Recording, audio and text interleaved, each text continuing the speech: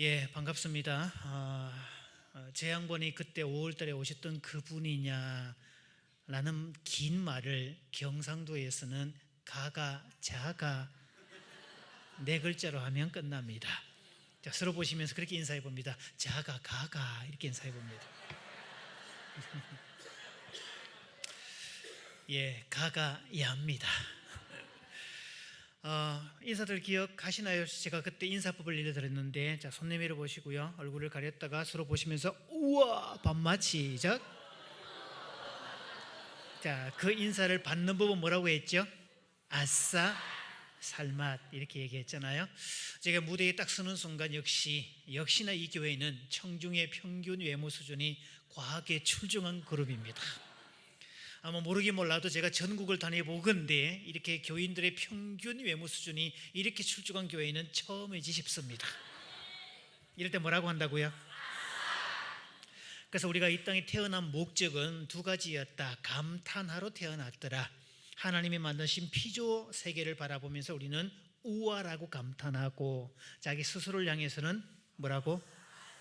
그래서 베푸는 사람, 나누는 사람, 실력 있는 사람, 능력 있는 사람, 돈 많은 사람, 지식 많은 사람, 이런 사람이 훨씬 더 행복하더라. 왜요?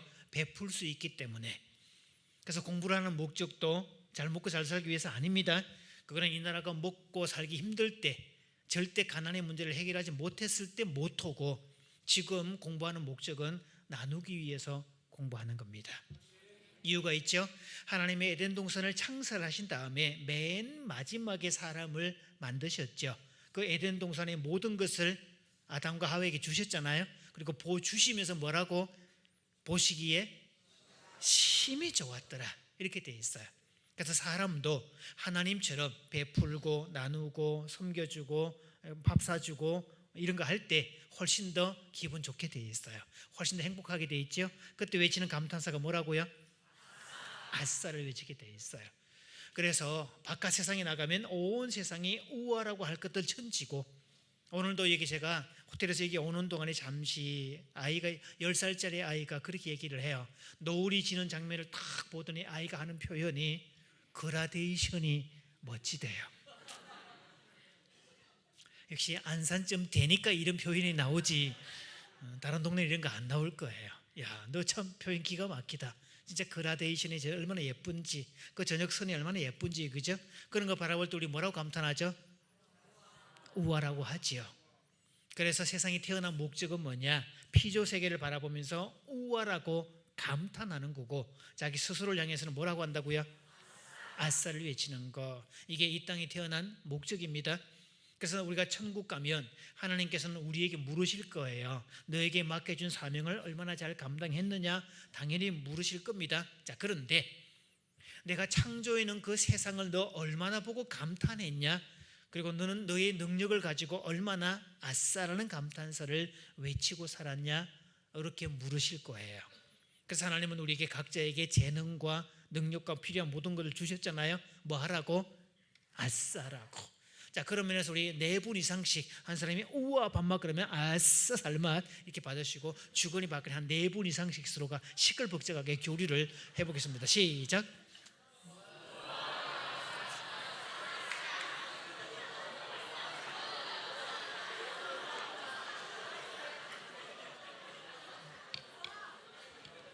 그렇죠.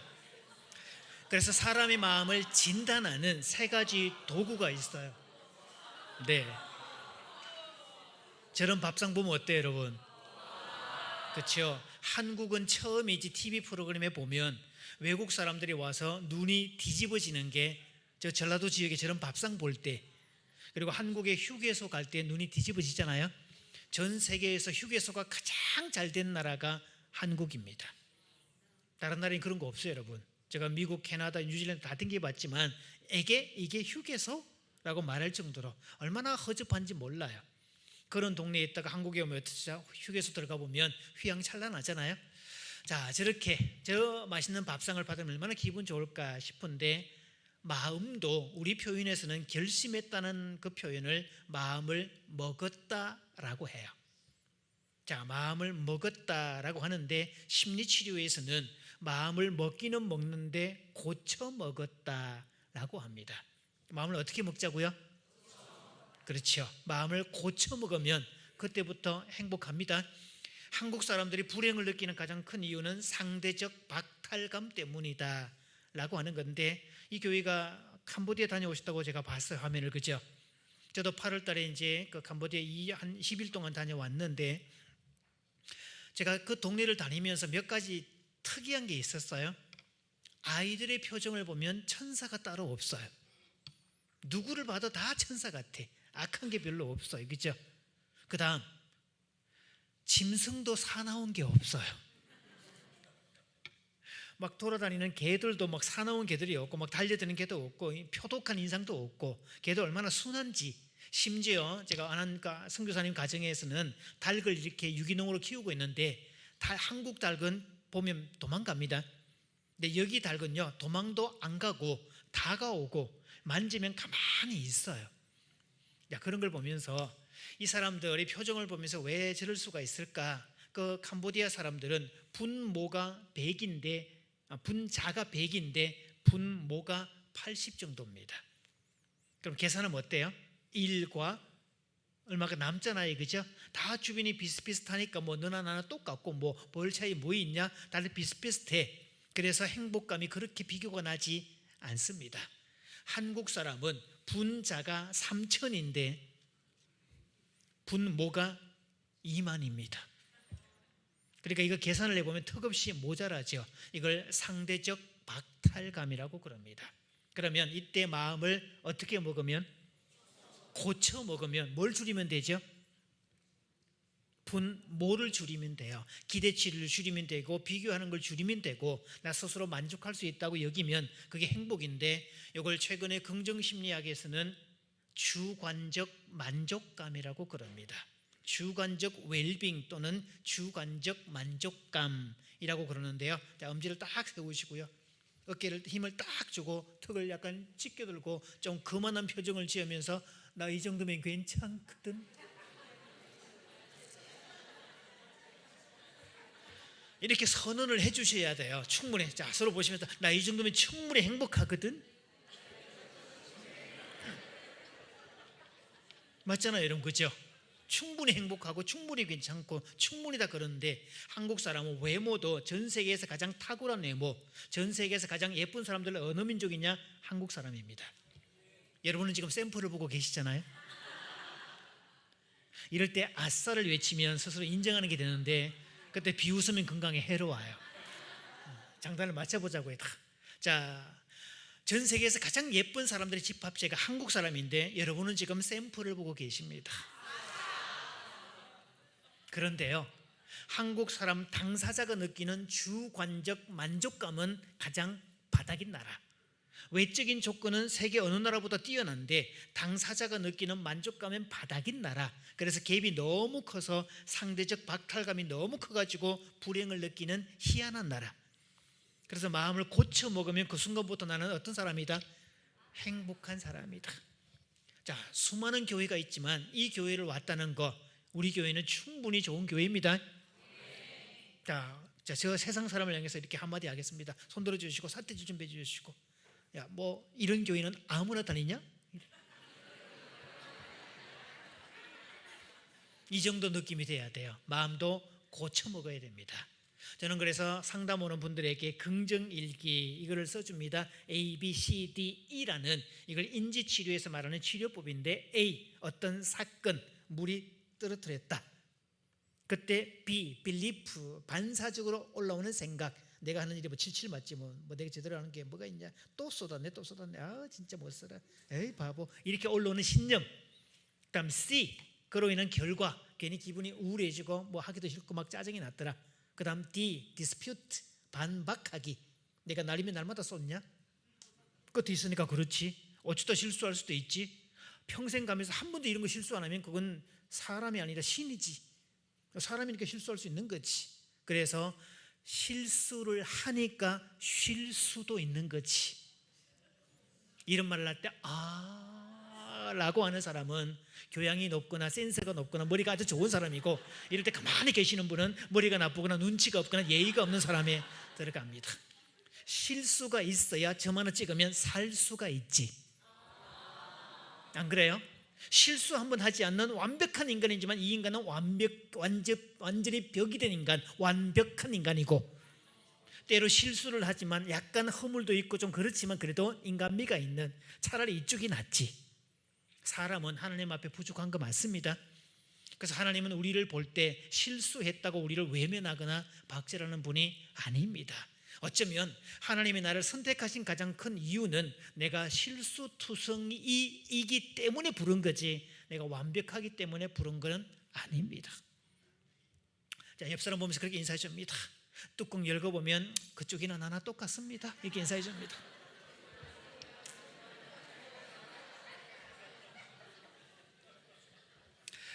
그 다음 마음의 건강을 측정하는 수단이 눈맞춤입니다. 눈맞춤. 한국 사람은 눈을 맞추는 문화가 아닙니다. 지금 강사를 쳐다보는 거 그다지 힘들지 않을 거예요. 눈이 작아서 떴는지 감았는지 표시가 안 날 거예요. 저는 옛날에 카메라 쓸 때마다 눈 감으셨습니까? 메시지가 막 뜨고 그랬어요. 아직 눈 떴습니다. 지금 이럴 때 비웃는 거 해로워요. 여러분 그좀 얘기하지만,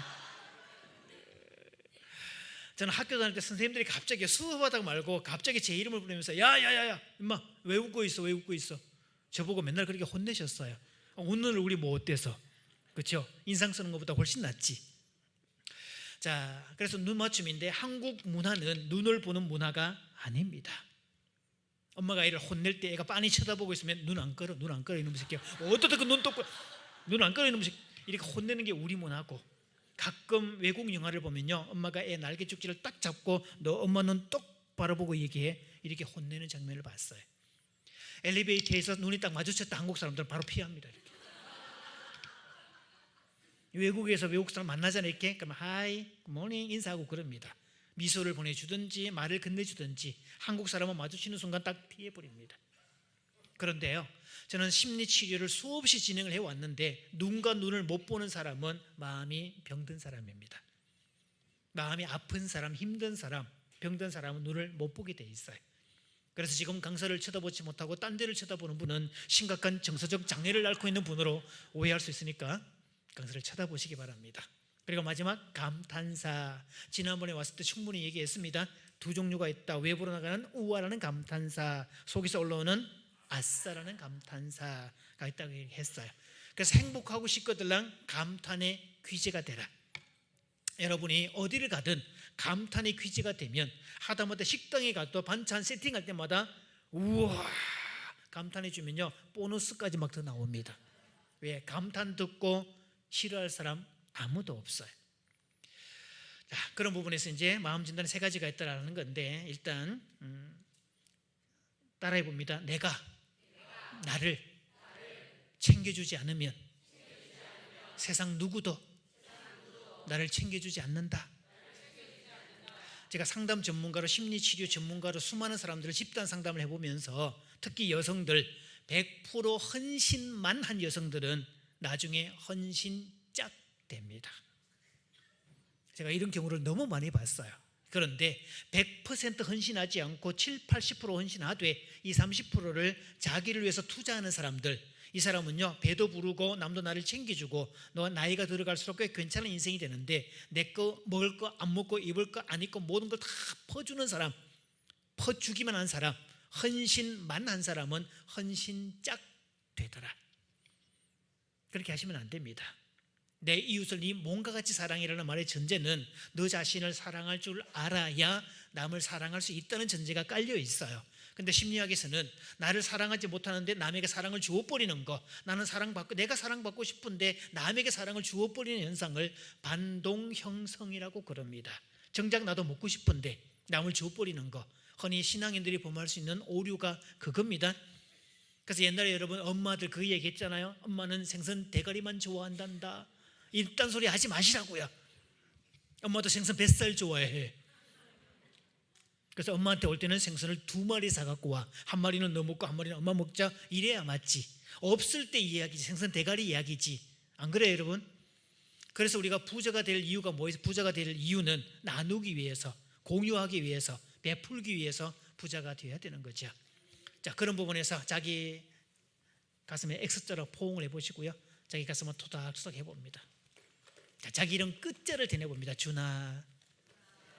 자, 따라해봅니다. 오늘부터 내가 너의 친구 돼줄게. 오늘부터 내가 널 챙겨줄게. 이걸 하셔야 돼요. 자, 풀지 마시고요.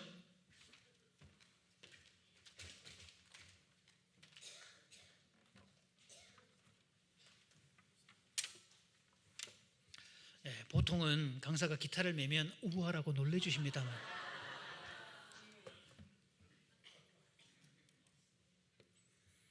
자, 가사가 있으니까 가사 보시면서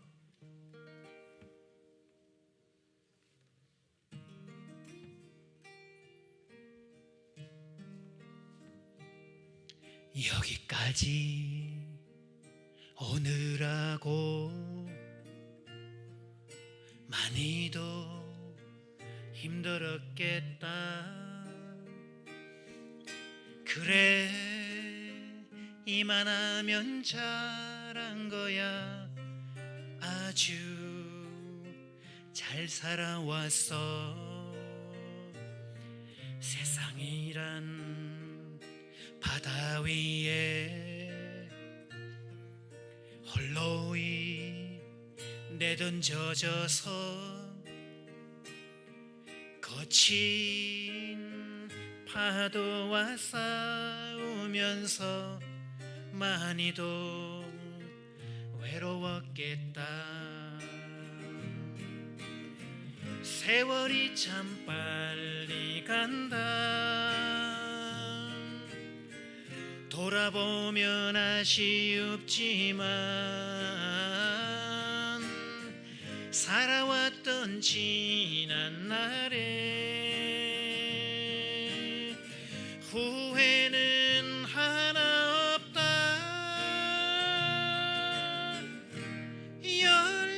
열심히 살아왔잖니.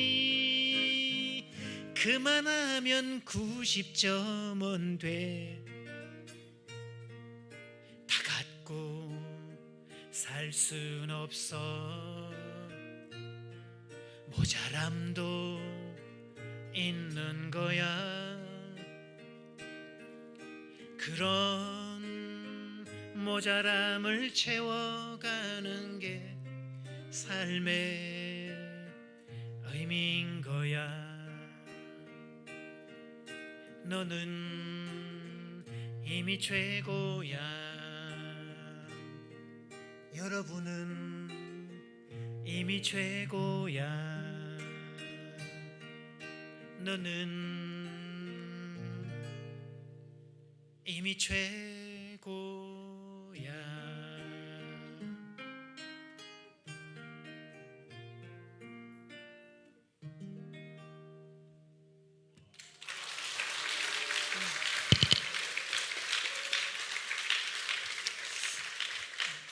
제가 작사 작곡한 노래는 아니고요. 화면에 보시듯이 탤런트 문희경 씨가 부른 노래예요. 강변가요제 출신이죠. 자, 우리가 같이 부를 노래입니다. 부부끼리 오신 분들, 자, 그걸 얘기 안 했네요. 이 과정은 부부가 오신 분들은 부부가 나란히 앉으셔야 돼요. 자, 지금 자리 이동을 아예 하기 바랍니다. 부부가 오신 분들, 자기 짝 찾아가시고요.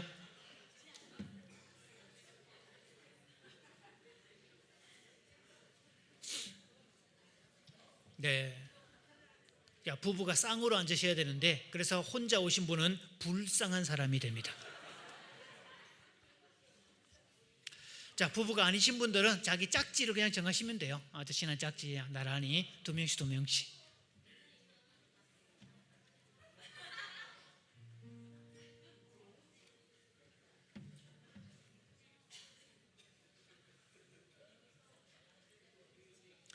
자, 부부끼리 오신 분은요, 몸을 약간 틀어서 약간 마주보는 대형 비슷하게 이렇게.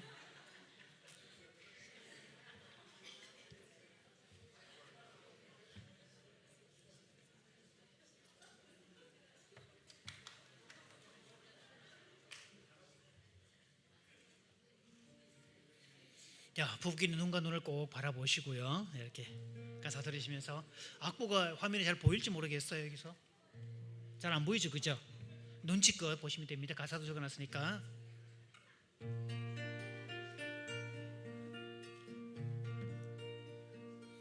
풀잎 끝에 이슬 방울처럼 당신의 맑은 눈동자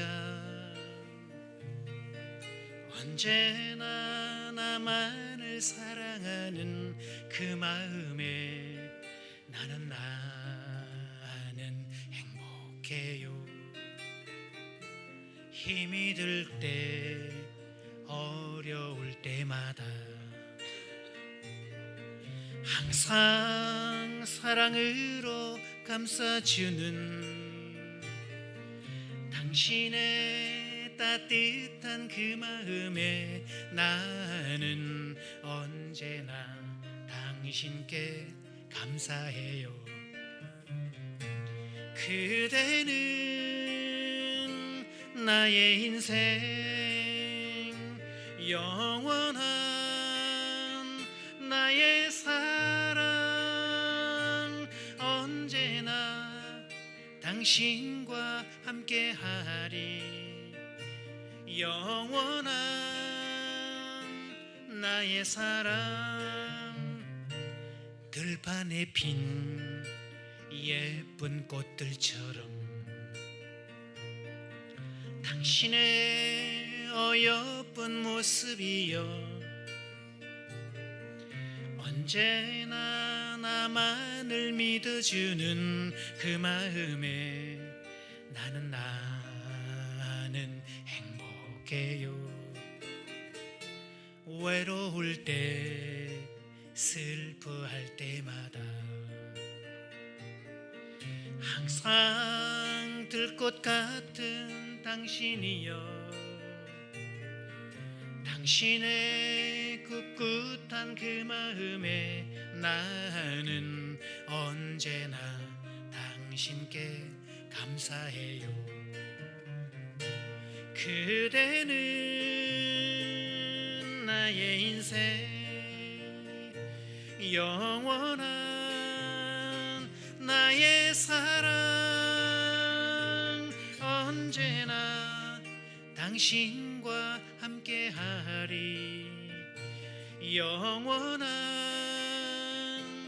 나의 사랑 그대는 나의 인생 그대는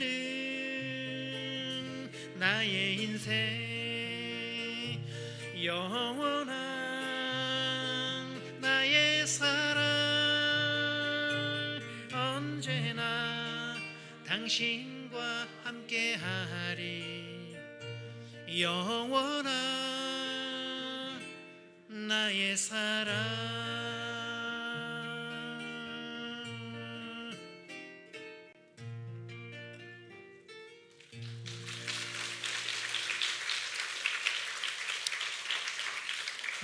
이때 부부끼리 계신 분은 이렇게 인사해 줍니다. 진심 같은 거 절대 담지 마시고요. 이렇게 인사해 줍니다. 딱 내 마음이다 이렇게 인사해 줍니다.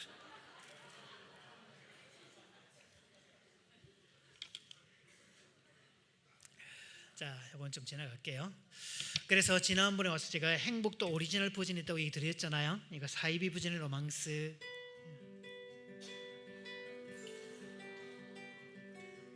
이걸 듣고 감탄하시면 안 됩니다. 이게 사이비 로망스입니다. 자, 풀 버전의 로망스.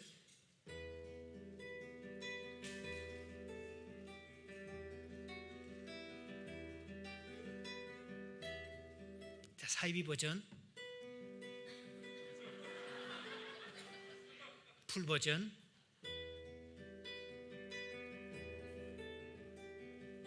뭔가 차이가 느껴지나요?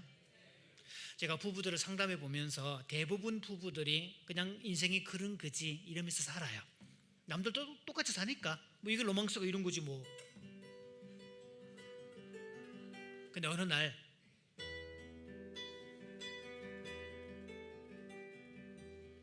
이거를 만나고 나면 자신의 예전에 알고 있던 로망스가 얼마나 사이비였던가를 알게 됩니다. 그래서 대부분의 부부가 행복의 희어자도 모르는 제 운명이니 팔자니 십자가니 그냥 살아가는 건데 부부에 관한 한 다룰 기회가 없었어요. 그래서 1970년대 버지니아 사티어라는 여성 가족 치료사는 가정을 공장에다 비유를 했는데 마지막 공정에서 출하냐, 이거 뭐 반품이냐, 폐기냐, 아울렛으로 빼는 거냐, 불량률 체킹하는 거. 그래서 100가정 가운데 이 수치는 불량 가정이었더라. 놀랄 준비하셔야 됩니다. 97%였습니다. 이거 우화가 아니고 헐 이렇게 얘기하시는 거예요. 자, 버지니아 사티어 1970년대 불량률이 얼마였느냐? 97%였습니다. 최근에 90년대 이후에 하빌 핸드릭스라고 부부 이마고 치료를 만든 이 사람도 수많은 부부들을 상담해 보면서 대부분의 부부가 그냥 대충 그렇게 살더라. 그냥 이게 로망스처럼 이렇게 살고 살더라. 그 프로테이지가 얼마냐? 놀랄 준비 비슷합니다. 95%. 미국 통계가 그렇습니다. 레이디 퍼스트가 되는 나라, 성경을 바탕으로 기독교 문화가 접목된 그 나라가 그렇다면 오랫동안 수직 문화권의 대한민국은 몇 %일까요, 여러분? 발표할 테니까 여러분 땅을 치면서 통곡 모드로 그냥 한숨 모드로 막 땅을 치면서 이렇게 준비하시고요. 같이 좀 도와주셔야 됩니다. 대한민국 부부들은 행복의 희어자도 모르는 제 운명의 일에 발전의 십자가니 그러면서 대충 살다가 죽더라. 자그마치 99%.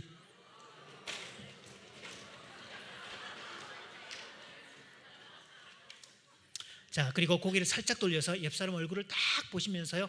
그쪽도 예외가 아닐걸요. 왜요? 이유가 있어요, 여러분. 한국이라는 나라는 생존의 문제를 해결한 지가 20, 30년밖에 안 됩니다. 전부 다 먹고 사는 문제 절박했고 남자들이 처자식 굶기면 안 됐고 열심히 살기는 했지만 행복하게 사는 것은 별개 문제였죠. 계속 다루겠습니다만 이 시대를 생존의 시대, 결혼의 이거를 스테빌리티, 결혼 안정성이라고 그래요. 지금 시대는 결혼 안정성이 아닙니다. 친밀감을 추구하는 시대. 이때는 생존의 시대, 지금은 관계의 시대. 관계란 말이 전제는 몇 명이죠? 그러니까 사람이 공부를 못해도 눈치가 빠르면 답할 수 있는 질문이잖아요. 관계란 말이 전제는 몇 명? 그래서 혼자 아무리 뛰어나도 아무리 탁월해도 관계는 둘이기 때문에 별개 문제고 관계는 관계 패턴이 만들어지게 돼 있어요. 결혼을 하면 남편과 아내 두 사람으로 연결되죠. 그래서 남자로서 아무리 탁월하고 여자로서 아무리 괜찮은 사람도 관계로 들어오는 한 이 부분은 불편해질 수 있어요. 이거는 따로 배워야 됩니다. 근데 그걸 가르쳐주는 데가 없습니다.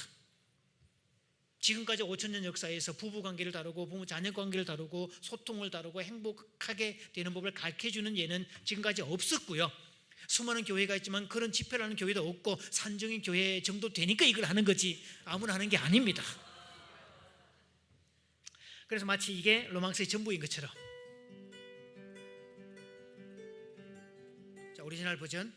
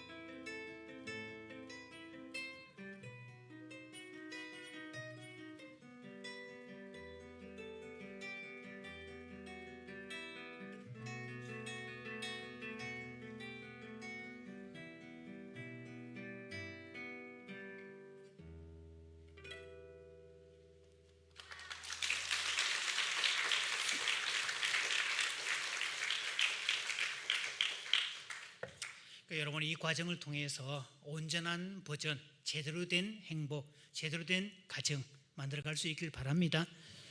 자, 옆 사람 보고 인사합니다. 제대로 삽시다. 제대로 배웁시다. 알면 행복합니다. 가끔 악기를 다루면 제가 행복할 때가 있어요, 여러분. 자, 얼마 전에 유행했던 미스터 선샤인 OST 기억나십니까 혹시? 이 친구가 미국 건너갔을 때 그 오르골에서 흘러나오는 그 소리, 이거 스코틀랜드 민요라고 알려져 있는 노래인데 곡인데요, 한국어로 말하면 아리랑에 해당되는 곡. 이거 들으면 표시 날 거예요 아마.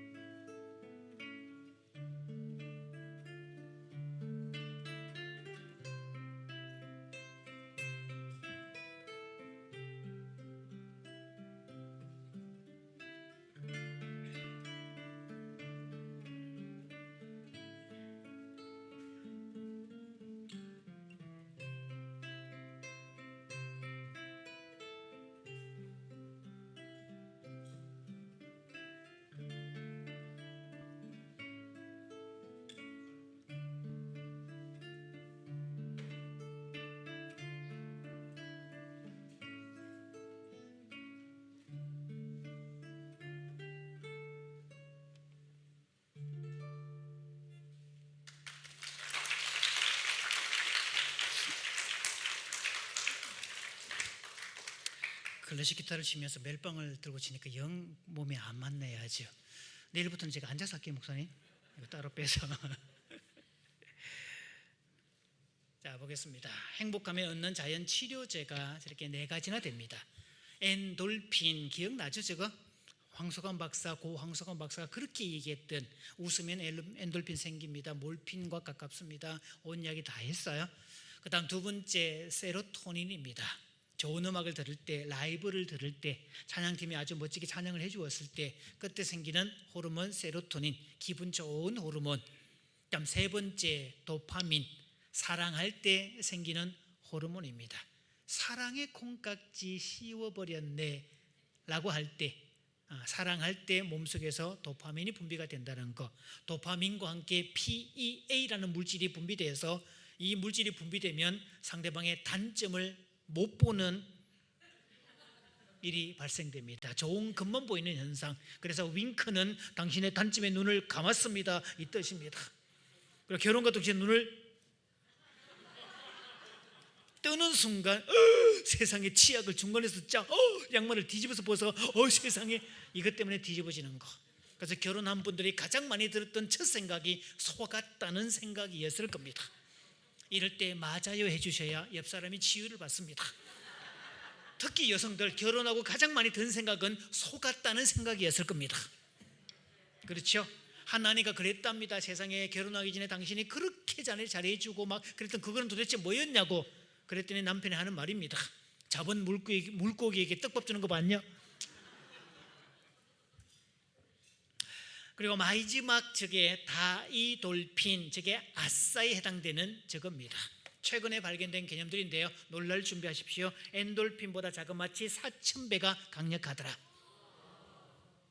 대전에서는 제가 아는 한 분은요, 저 덕분에 마지막 말기 암 환자에서 지금도 안 죽고 열심히 살아있는 분이 한 분 계십니다.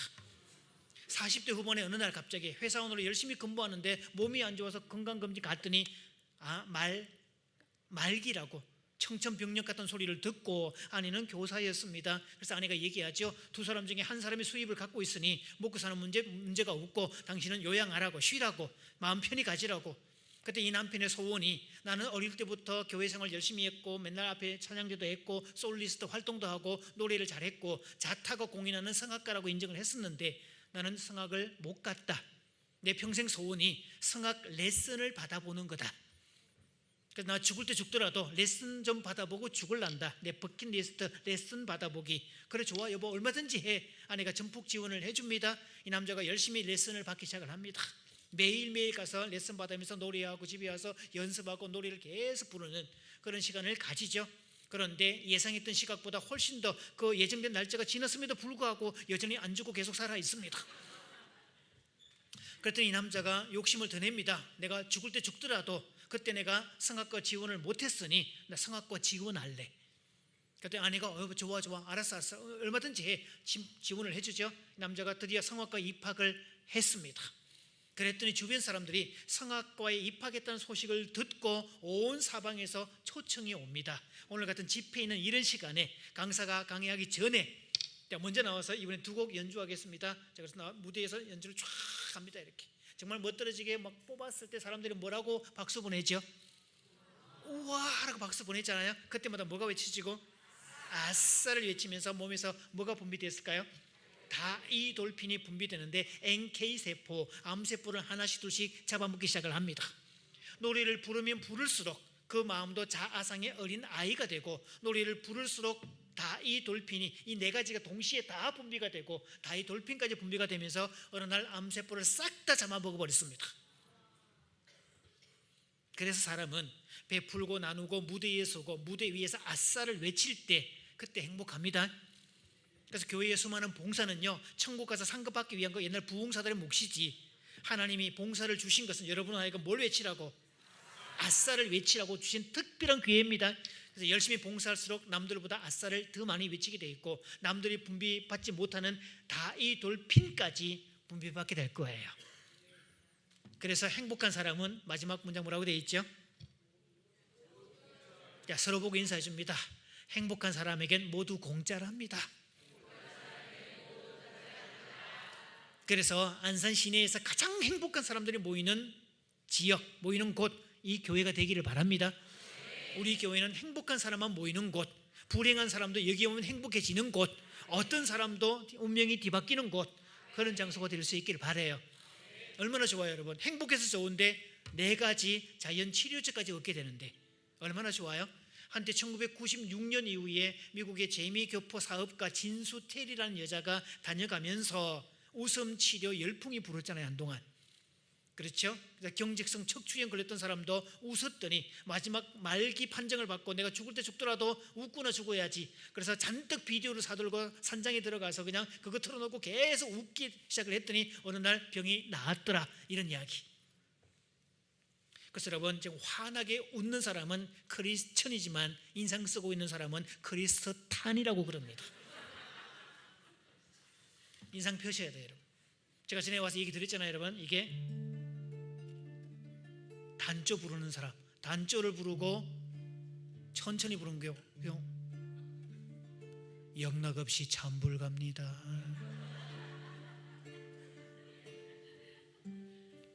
무지하게 청승 맞춰 조금 더 부르면 눈물까지 납니다.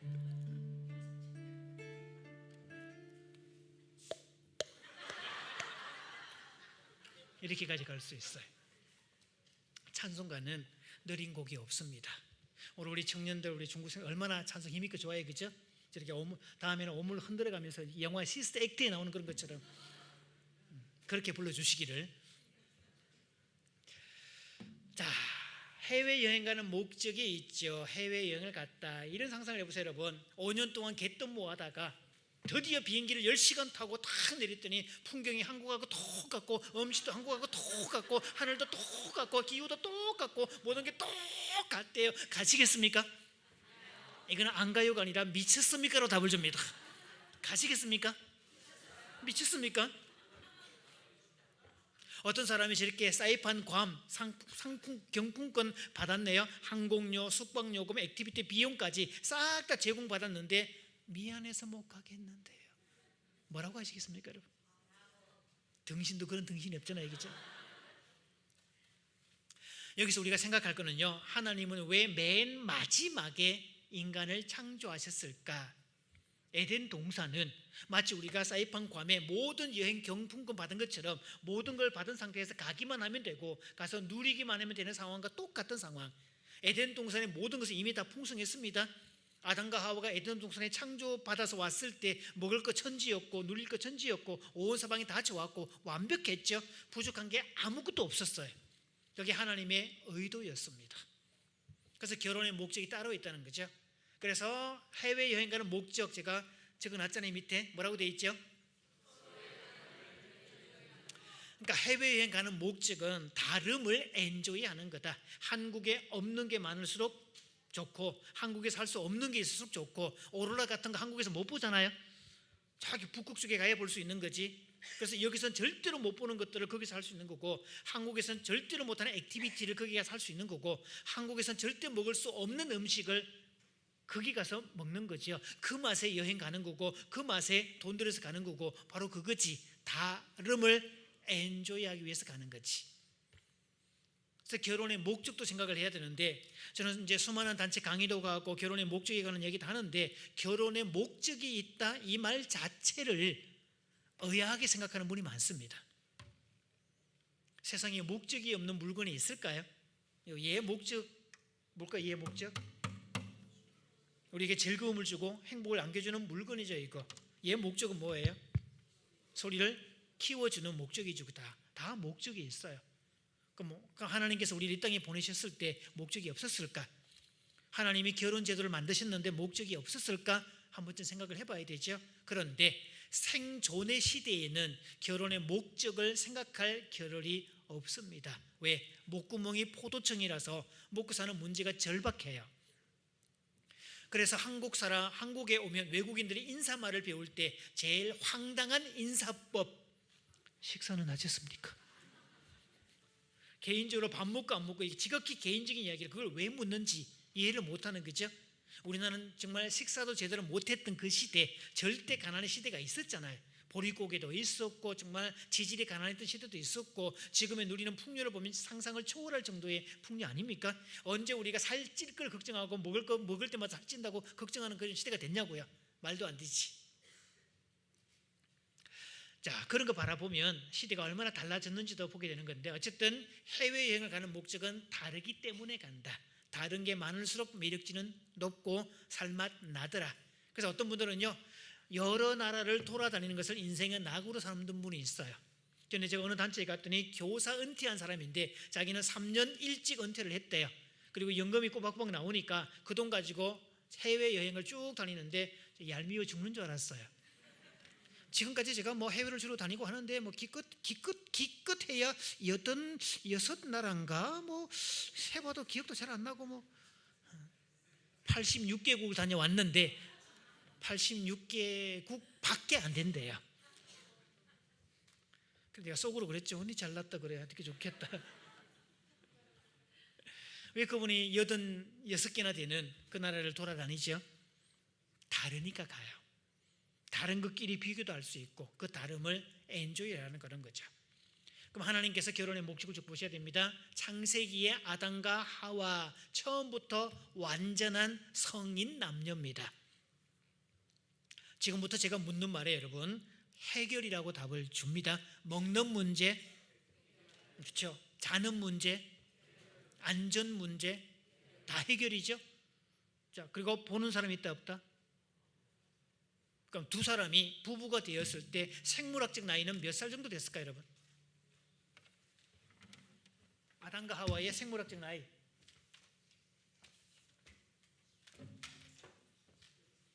아마 이팔 청춘, 피 끓는 청춘에서 20살 전후 플러스 마이너스 그때쯤 되지 않았을까요? 남자로서 가장 튼튼하고 가장 아름답고 가장 예쁘고 가장 좋을 때, 여자로서 가장 아름답고 가장 황금기일 때, 제일 예쁠 때. 여러분 좀 샘플을 보고 계시잖아요. 지금 거듭 얘기지만 이럴 때 비웃는 거 건강에 상당히 해롭습니다. 자, 그래서 에덴 동산 모든 것이 완료되었고 게다가 아담과 하나님께서 짝지워 주셨다. 이건 합법적 부부입니다. 보세요, 여러분. 먹는 문제 해결, 자는 문제 해결, 안전 문제 해결, 뭐 다 모든 게 다 풍요롭고 아까 사이판 관광 것처럼 비행기 요금, 숙박 요금, 뭐 액티비티 비용, 개인 용돈까지 싹 다 지급인데 얼마나 좋아요? 보장됐는데. 그것처럼 최초의 에덴 동산의 최초의 부분은 모든 것이 완료된 곳에, 그리고 에덴 동산의 모든 것을 누리는 주체는 하나님인가요? 아담, 하와 두 사람인가요? 혹시 여러분 에덴 동산의 그 무엇이 하나님 편에 뭐 플러스 알파 되는 거 있어요? 우리나라 선녀와 나무꾼 설화에 보면 가끔 하늘에서 두리박이 내려와 가지고 그러니까 연못에 물을 길어간대. 왜? 천상에는 물 사정이 별로 안 좋아. 지상에서 물을 길어가야 돼. 그리고 모르게 몰라도 천상에 없는 게 목욕탕, 천상에는 목욕탕이 없어. 왜? 선녀들이 내려와서 연못에서 목욕을 해야 돼. 그런 것처럼 하나님이 뭔가 부족해가지고 에덴 동산에서 뭐 과일을 따갖고 가시고 에덴 동산에서 뭔가를 필요하시고 에덴 동산에 본인한테 필요했음을 만드셨겠냐고요. 에덴 동산을 누리는 주체는 100% 누구예요? 인간과 하나님 중에 인간입니다. 아담과 하와예요. 전폭적으로 다 주셨죠. 아담과 하와라니까 뭐 하라고? 누리고 즐기라고. 그래서 그 피조 세계를 보면서 우월하고 감탄하라고. 그래서 막 과일 보면서 하나님 이 과일 되게 예뻐요 세상에. 제가 이번에 캄보디아 가서 용과를 얼마나 많이 먹고 왔는지, 그냥 얼마나 한 철이 돼가지고 진짜 많이 먹고 왔거든요.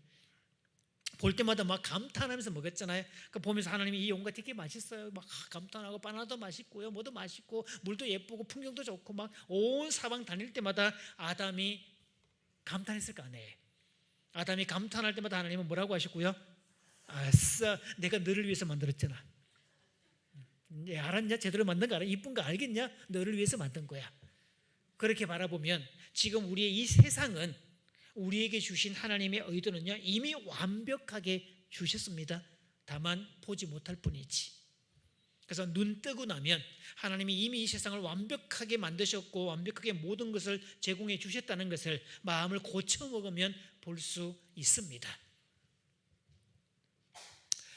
자, 그래서 마지막 순간에 사람을 만드셨더라라고 되어 있는데, 그럼 마지막에 부부를 만드실 때도 남자가 독처하는 것이 보기에 좋지 못하다, 그를 돕는 배필을 지어야 되겠다. 그래서 하와를 이끌어 오시면서 하나님이 짝지워 주신 것을 사람에 나누지 못할지니라. 그러면 아담과 하와는 합법적 부부인데 주례자이면서 중매자는 누구예요? 하나님 당사자이시잖아요, 그죠? 하나님께서 짝지워 주셨더라 이렇게 되어 있어요.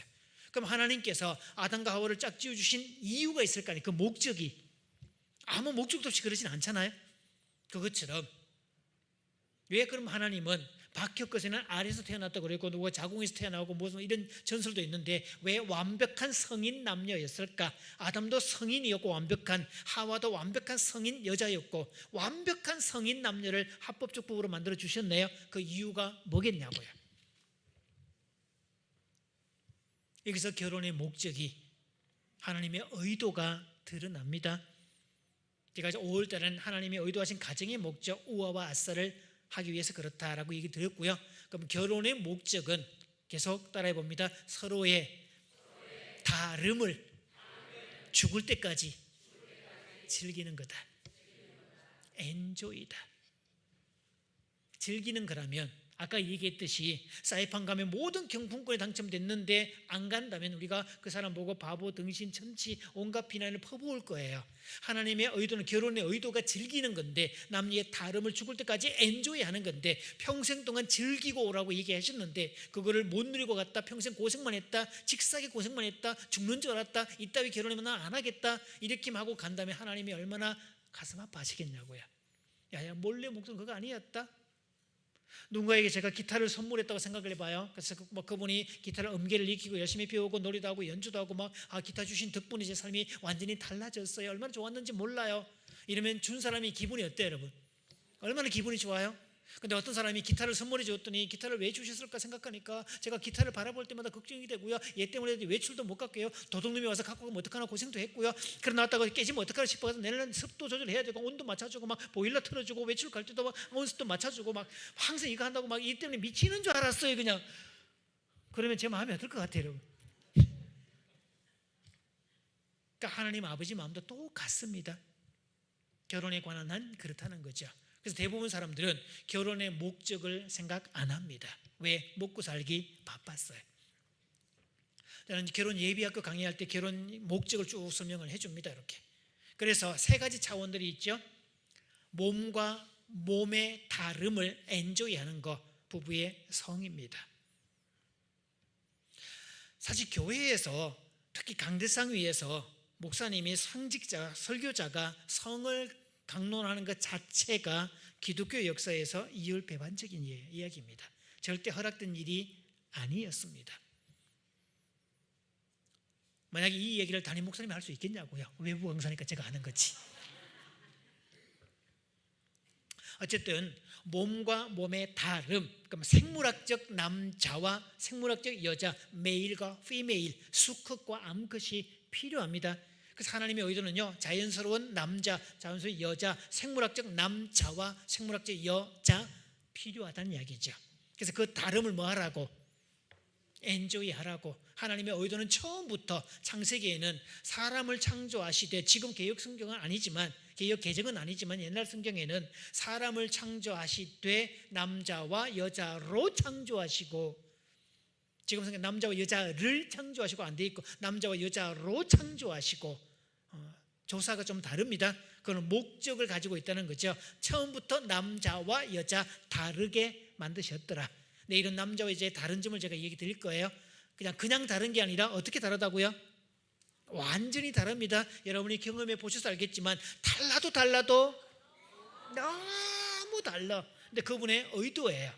근데 그 다름을 모르면, 다룰 줄 모르면 평생 고생입니다. 이 악기도 다루지 못하는 사람에게는 효용성 없는 물건이고요, 잘 다루는 사람한테는 확실한 물건이 되죠.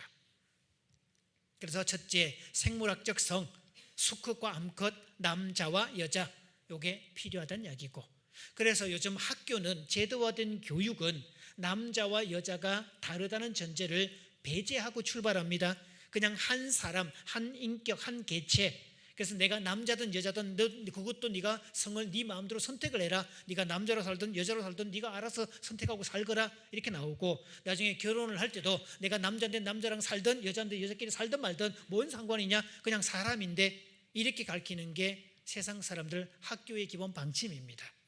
그래서 요즘은 남자가 어떻고 여자가 어떻다 이런 얘기를 하면 성인지에 문제가 있다라고 가르칠 정도입니다. 제도화된 교육이 가르치는 맹점들이에요. 그러나 성경은 처음부터 뭐라고 하죠? 처음부터 남자와 여자 완전히 다른 존재입니다. 그리고 남자와 여자를 이 땅에 보내신 것은 누구의 전적인 권한이죠? 그분의 전적인 권한이에요. 그래서 우리가 마지막 주님의 심판대 앞에 서면 물을 겁니다. 맡겨준 사명 잘 감당했냐? 또 아까 얘기했죠? 얼마나 감탄했냐? 이렇게 물으실 건데, 또 하나가 있어요. 내가 너를 이 땅에 보낼 때, 지구라는 별에 보낼 때 남자의 몸을 입혀서 보냈다. 너 남자로서 경험해 본 지구에서 생활이 어땠냐? 너 여자로 세상에 보냈는데 여자의 눈으로 세상을 경험해 보니 어떻든? 이렇게 물으실 거예요. 그럼 남자는 남자로서 행복해야 되고 여자는 여자로서 행복해야 되죠. 그분의 의도예요. 이거를 간파한 냉장고 광고가 있었잖아요. 디오스, 여자라서 행복해요.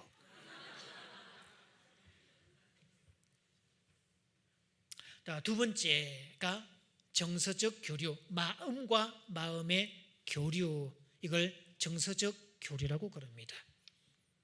사람이 먹고 사는 문제가 해결되고 나면 예술이 필요하고 어떤 즐기는 뭔가 문화가 필요하고, 오늘도 오다 보니까 저기 와 스튜디움에 지금 무슨 인디밴드 공연한다고 지금 분위기가 그렇더라고요. 다 지방마다 그래요. 요즘에 가을철 돼서 온 사방이 그렇죠. 왜 밥만 먹고 살면 되지, 열심히 돈 벌고 살면 되지, 저런 공연은 왜 하는 거죠? 이런 악기는 왜 만지는 거죠? 정서적 교류라고 그럽니다. 그럼 세 번째, 영과 영의 교류, 펀타임. 이게 삶의 의미라고 그래요. 사람은 아무리 배가 불러도 의미가 사라지면 행복하지 않습니다. 지금 한국이 정신병이 많아지고 있고 우울증, 공황장애 많아지는 이유는 외적으로는 풍요로워졌는데 정신적으로 더 가난해졌기 때문에 이 갭을 맞출 수가 없어요. 그래서 불행한 겁니다. 자, 일단 보시면요, 성이라는 저 글자를 보시면 마음 심자에 살생자를 썼어요. 그러니까 살아있는 마음이란 뜻이 들어가 있죠. 그래서 하나님은 성이라는 방식을 통해서 생명을 창조하도록 만들어 주셨고, 서로의 친밀감을 위해서 만들어 주셨고, 서로가 알아가는, 그래서 아담이 하와와 동침함에 알다라는 말, 히브리어 단어가 알다는 뜻이 되어 있습니다. 서로를 알아갈수록. 그래서 외국에 여행 갈수록, 다른 나라 갈수록 그 나라를 알게 되잖아요. 그 다름을 알게 되잖아요. 그것처럼 남자와 이제 다름을 알게 되어 있더라. 그래서 성은 저런 의미가 들어있어요. 신체적 즐거움이 있고 유혹 방지를 위해서 주셨더라. 또 동시에 마지막 서로 위한 봉사가 되게 되어 있다. 그럼 하나님께서 남자와 여자를 완전히 다르게 만드셨잖아요. 그러면 남자들은 관계를 맺기 위해서 출동 준비하는 시간 몇 초거나 1, 2분도 안 걸립니다. 여자는 10분 내지 20분이 필요합니다. 그럼 부부 사이에 누가 참아줘야 되죠? 남자들이 참아줘야 되고, 기다려줘야 되고, 애무해줘야 되고, 분위기 만들어줘야 되고, 서비스 해줘야 되고, 존중해줘야 되고, 인격적 봉사 위에 이래야 부부가 서로가 합일점을 만들어갈 수 있도록 처음부터 하나님이 그렇게 다르게 만드셨어요. 그래서 성경에 뭐라고 되어 있어요, 여러분? 사랑은 언제나 오래 참고 라고 되어 있잖아요. 이 사랑도 해당됩니다. 그런데 한국에 들어와 있는 성에 대한 지식은 전부 다 변태들입니다. 옛날에 남자들이 성을 통해서 아는 지식은 무슨 옛날에 뭐였죠? 썬데이 서울 그런 잡지들, 무슨 스포츠 관련 그런 잡지들, 요즘에 무슨 포르노 사이트 같은 그런 어떤 왜곡된 성을 받는 거지 정상으로 된 걸 받은 적이 없습니다. 그래서 제대로 된 걸 제대로 받아야 돼요. 특히 교회는 교인들만큼이라도 제대로 된 성을 배워야 됩니다. 유대인들은요, 랍비가 가르칩니다.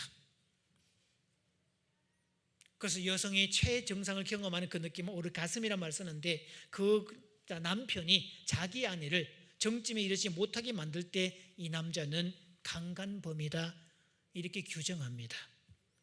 그러면 남편이 아내를 절정에 이르게 하려면 아내를 알아야 되고, 남자와 여자의 신체적 구조가 다름도 알아야 되고, 섬김을 전제로 깔아야 되고, 존중해 줘야 되고, 기다려 줘야 되고, 이런 합일점을 만들어 가야만 정점에 갈 수 있게 돼 있어요. 그러니까 되게 많은 경우 왜곡된 성인데다가 지구의 이 역사에서 남자들의 전리품, 영웅이 된 남자들의 전리품, 그래서 영웅이 된 남자는 여러 여자를 거느려도 괜찮고 거기에 대한 합당한 어떤 보상이다 이런 느낌으로 왔기 때문에 그런 거지, 하나님이 의도하신 성은 그런 게 아닙니다. 그래서 제대로 배워야 되지, 제대로. 자, 성에 대한 관점도 나옵니다. 그러니까 교회에서 가장 많이 알려지게 된 게 1번입니다. 저게 금욕주의라고. 그래서 이거는요, 어떤 면에서 몸은 거룩하지 않고 영은 거룩하다, 이건 기독교 아닙니다. 헬라 철학입니다. 플라톤 철학이 그래요. 그래서 초대 교부들이 기독교 신앙의 변증법을 만들면서 어떤 이론의 틀이 필요했는데, 그거를 만드는 과정에서 헬라 철학을 빌려오면서 영은 거룩하고 육은 악하다, 이 구조 속에 하나님을 섬기는 일은 거룩하고 교회에 오는 일은 거룩하고 집에서 설거지하는 일은 거룩하지 않다 이렇게 나눠버린 거지. 여러분이 교회에 오는 일도 거룩하고 집에서 설거지하는 일도 거룩합니다. 크리스천이 하는 모든 일은 거룩한 일입니다. 부부가 서로의 몸을 가지고 서로가 사랑을 나누는 일도 거룩합니다. 그러니까 예전에 우리가 부부 학교를 했더니 어떤 부부가요, 그 말을 듣고 자기들은 감동을 받았던지 어느 날 자기들은 식기도할 때, 식사기도 하잖아요, 그죠? 부부가 사랑을 나누기 전에 둘이서 기도하고 사랑을 나눴대요. 아니, 잘 생각해 보면 밥 먹어서 음식 주셔서 감사합니다 이건데, 성도 하나님이 주신 선물인데 선물 주셔서 고맙습니다 하나님. 그래서 남자의 몸을 주시고 여자의 몸을 주시고 우리가 부부라는 그 단위 안에서 서로의 다름을 엔조이할 수 있도록 하나님 정말 고맙습니다 기도했다는 부부가 있어요. 사실 그래야 되는 게 맞지 않아요? 그리고 육은 악하고 육은 거룩하지 않고 영만 거룩하다, 이거는 한국 사회에서는 불교의 영성이지 기독교의 영성이 아닙니다. 그래서 신앙생활을 한다 그러면 심지어는 속세를 떠나서 단절된 곳에 가서 일체의 육과 관련된 소욕은 다 금지시키는 이런 분위기가 신앙생활이다 이렇게 가 있어요. 제가 초등 동창회에 갔더니요, 가끔 모임에 한번 갔더니 밥 먹다가 한 녀석이 저한테 하는 말이, 야, 목사님도 고기를 먹냐? 저보고 하는 말이, 그 제가 그랬거든요. 야, 이 쌍놈의 새끼야, 목사 내가 선임이냐 이 새끼야? 그랬더니 그놈이 하는 말, 야, 목사도 욕을 하냐? 내가 여기에 목사로 왔냐 이놈아? 네 친구로 왔지? 그리고 말 똑바로 해. 너 나보고 목사라고 부르지 마. 나를 목사라고 부른 사람은 나보다 선배거나 한참 윗사람이 나를 그렇게 부르지, 대부분 사람들은 나를 목사님이라고 불러. 제가 막 끝났더니 입을 아무 말 못하더라고요. 아직 안 그래요? 자, 그래서 이 구분되는 것들은 아니라는 거. 사실 몸은 거룩한 거 맞습니다. 고린도전서에 나오죠. 성령이 거주하는 공간, 우리의 공간은, 우리의 몸은 성전입니다. 그래서 몸을 청결하게 해야 되고 깨끗하게 해야 되고, 그래서 우리 주님 말고 다른 주님을 묵상한다든지, 작은 주님, 보리 주님, 무슨 하얀 주님을 묵상한다든지, 또 끊임없이 구름 과자를 막 피워댄다든지, 이런 이야기들은 삼가하시는 게 우리 몸이 뭐기 때문에? 성전이기 때문에. 그래서 몸도 거룩한 게 기독교 영성입니다. 절대 그렇지 않아요, 여러분. 그러면서 세상은 성애주의라고 그래요. 성애주의, 탄트리즘이라 그래서 성적 쾌감이 사람이 느낄 수 있는 쾌감 중에 가장 절정인, 가장 최고의 쾌감이기 때문에 이거를 추구하고 살자. 자유연애, 자유섹스, 프리섹스, 이런 거 지금 세상에 흘러가고 있는 것들은 그런 것들입니다. 저는 2번에 해당이 되고요. 그러나 3번은 복음주의는 하나님께서 부부로 연결시켜준 부부라는 테두리 안에서 성은 얼마든지 누리고 즐길 하나님께서 주신 특별한 선물이다 라고 보시면 돼요. 생각해 보세요, 여러분. 누군가 이렇게 타일을 선물을 했다. 그 다음 목사님께 선물을 했는데 그 다음 주 예배 나올 때 목사님이 딱 메고 나왔어요. 선물 준 사람 기분이 어때요? 기분 되게 좋죠? 내내 이거밖에 안 보이잖아요, 그죠? 내내 내가 분명히 선물을 드렸는데 혹시나 기대하고 갔는데 그날 다른 넥타이를 메고 오셨네. 그럼 마음이 어때요, 여러분? 괜히 막 찝찝하고 막 서운하고 막 그러잖아요, 이렇게. 왜? 선물을 준 사람은, 선물을 받은 사람이 그 선물을 유용하게 쓸 것을 기대하기 때문이죠. 그래서 성은 하나님께서 주신 특별한 선물입니다. 이유가 있어요. 저 문제를 쭉 보시면요, 성에 대한 스트레스 빈도는 여자들이 월등히 많고, 왜? 아까 남자와 여자의 성은 다르게 되어 있는데 남자가 남자식의 성지식만 갖고 있고 아내를 다루지 못하면 여자에게는 선호 자극이 아니라 혐오 자극이 됩니다. 제가 부부 전문가로서 수많은 부부들을 상담해 본 결과 대한민국 부부들은 5분의 4, 즉 80%가 섹스 리스입니다. 교인들도 예외가 아닐 겁니다. 이건 좀 심각하게 받아들여야 돼요. 그리고 이 나라는 성에 관한 청정국가 아닙니다. 마약에 대해서 청정국가 아니고, 이미 그 말은 건강한 부부 사이에 건강한 성이 만들어지지 않았기 때문에 생기는 현상이지, 부부 사이의 성적 만족도가 높아지면 다른 우물을 찾을 이유가 없게 돼 있어요. 그래서 교회가 제대로 가르쳐야 돼. 저는 그렇게 장담합니다. 성에 대해, 부부의 하나님 주신 성에 대해서 가장 잘 가르치는 데가 교회가 돼야 되고, 그래서 크리스찬들은 일반 사람들보다 가장 누림이 실천되는 그런 사람들이어야 됩니다. 물론 이 정도 얘기를 하지 더 깊게는 안 갈 거예요. 미성년자도 있고, 물론 제가 부부 세미나를 가면 아주 적나라하게 얘기하겠지만 이 정도까지는 얘기를 할 거예요. 그러나 분명한 것은 이렇다는 거죠. 또 성에 대한 스트레스 강도를 보시면 남자가 월등하게 높아요. 즉 거절하면. 그래서 다른데 남자가 자기식대로 사랑을 이렇게 하면 여자는 선호 자극이 아니라 혐오 자극이 되고, 그래서 어쨌든 어떻게 해서 아이는 낳고 기르고 살았는데 이게 뭐가 좋은지 모르는 여자분들이 80% 이상이고, 그래서 나이가 들어가면요 남편을 밀어냅니다. 그냥 밀어내면 성질내니까 생긋생긋 웃으면서 이렇게 얘기하죠. 여보, 가족끼리 그런 거 하는 거 아니대.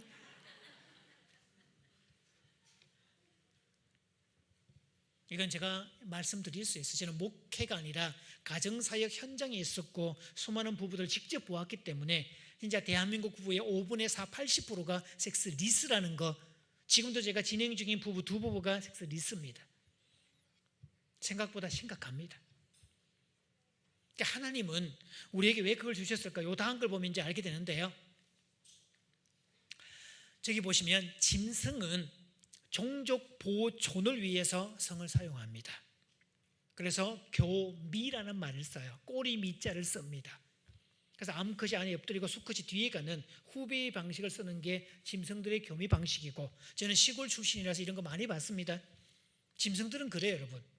그리고 전 5시 반에 KBS 동물의 세계 자주 이렇게 보면, 그런 내용에도 보면 딱 이 짐승들은 아무 때나 암컷들이 몸을 열지 않습니다.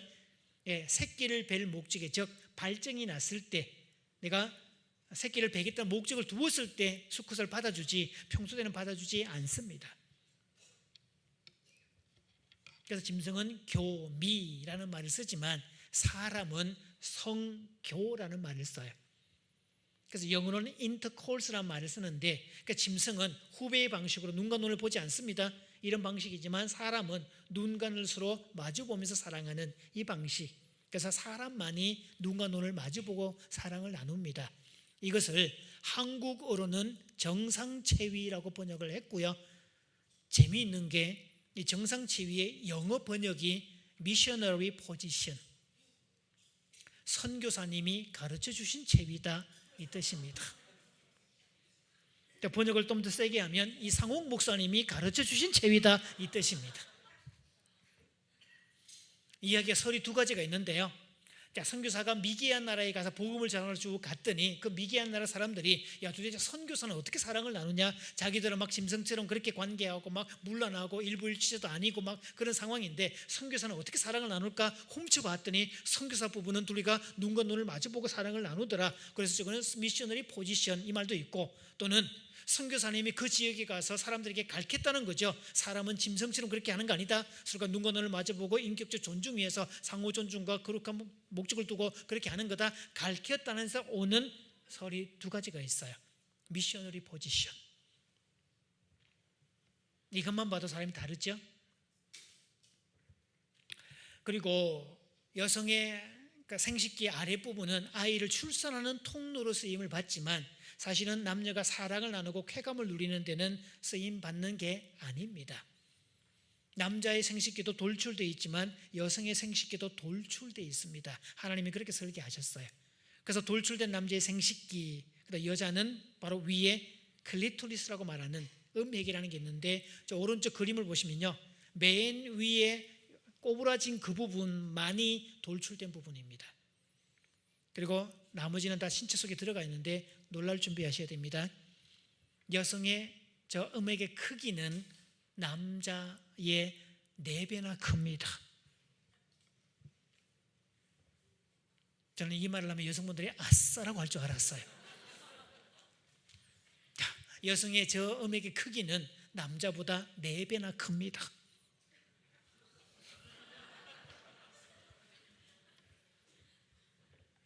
민망해 죽겠다는 표정을 짓고 막 그러시네 보니까. 생각해 보세요, 여러분. 그래서 남자가 100이라는 쾌감을 느낄 때 여자는 얼마를 느낀다고요? 400이나 500을 느낀다고요. 그래서 그 오르가슴이란 말이 프랑스 말로 작은 죽음이란 뜻입니다. 마치 사람이 전기에 감전되면 온 몸이 그냥 막 이렇게 그렇듯이, 그런 것처럼 사람의 의지나 이런 걸로 통제가 불가능한 정도, 그 정도 완전히 그냥 아득히 간 그 개념들까지 그 작은 죽음이라고 그래요. 그리고 그렇게 정기적으로 남편에 의해서 그렇게 정기적으로 오르가슴을 경험하는 여자는 그 몸속에서 아까 4가지 자연 호르몬이 분비가 된 것 동시에 그 다음 P57이라는 암세포, NK세포가 분비된다는 거. 그래서 부부가 건강한 부부일 때 암에 걸릴 확률이 혼자 사는 여인보다 월등하게 떨어진다는 사실. 희한한 것은요, 건강한 부부는 그런 성인병, 부인병에 안 걸리는데 혼자 사는 여인은 그런 부인병에 노출된다는 이상한 현상, 속된 말로 쓰지도 않았는데 병에 걸린다는 이상한 현상. 하나님의 의도가 거기 들어가 있다는 거죠. 게다가 더 놀랄 거, 남자들의 성은 한번 이례적으로 끝나고 나면 바로 골아 떨어지는 게 목적인데, 그게 남자들의 성인데, 여성은요 사랑을 나눌 때 한 번으로 끝나는 게 아니라 4번 내지 5번 이상, 이걸 멀티 오르가슴이라고 그럽니다. 그럼 생각해 보세요, 여러분. 남자는 100을 느낄 때 여자는 평균 얼마나 느낀다고요? 400 내지 500을 느끼는데 곱하기 4, 1600에서 2000이 되죠. 그래서 성은 처음부터 하나님의 의도는 여성들에게 훨씬 더 유리하게 설계되어 있습니다. 제대로 알면.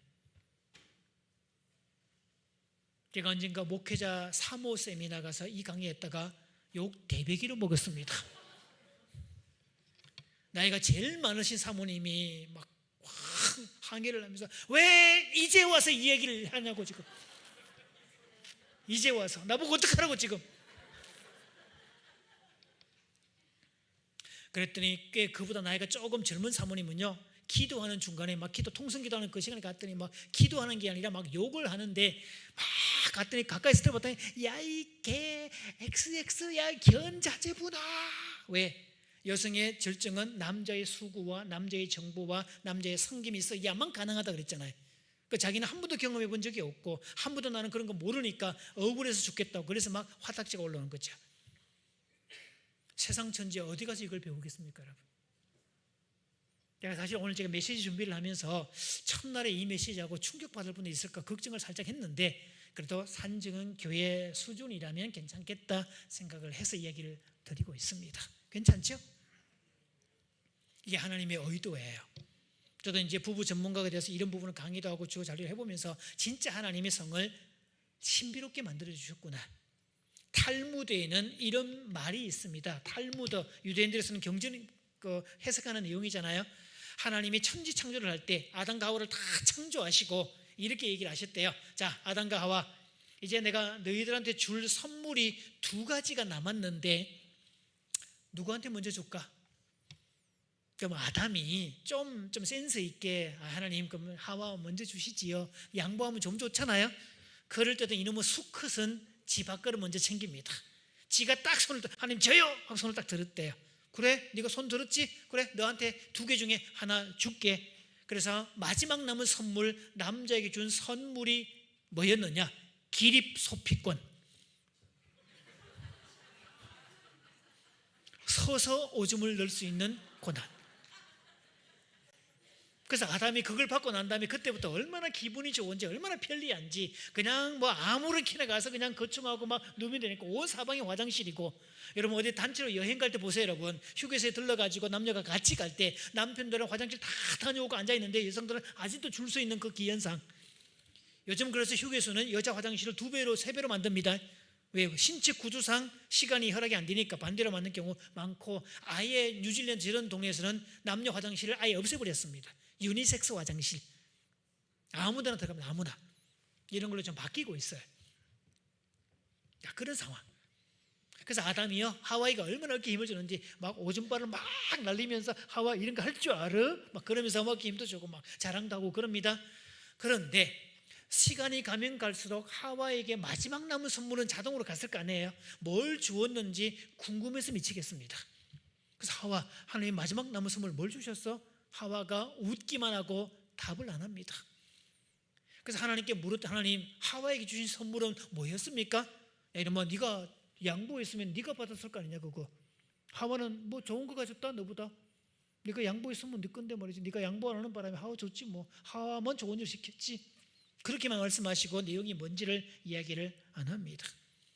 그래서 아담이 궁금해서 미치는 거예요. 그때부터 도대체 뭐였을까.